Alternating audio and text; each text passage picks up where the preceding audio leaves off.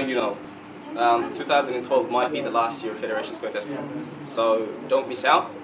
Come be a part of big festivities and come and jam with us, because this year we're actually having a live band throughout the entire day, so come and enjoy the live music.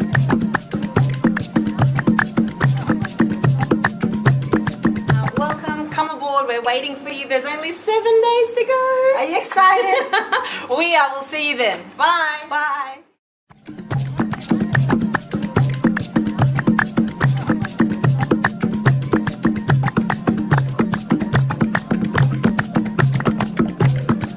Kota torban ar'a Federation Square isin eegaa jirra.